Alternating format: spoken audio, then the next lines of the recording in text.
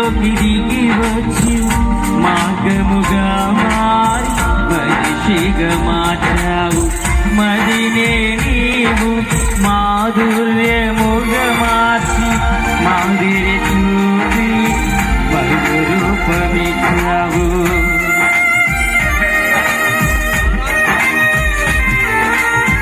మహిమను విడచి మహిలోకి దిగి వచ్చి మార్గముగా మారి మనిషిగా మార్చావు. మహినే నీవు మాధుర్యముగా మార్చి మాదిరి చూపి రూపమిచ్చావు. మహిమలోనే మహిమ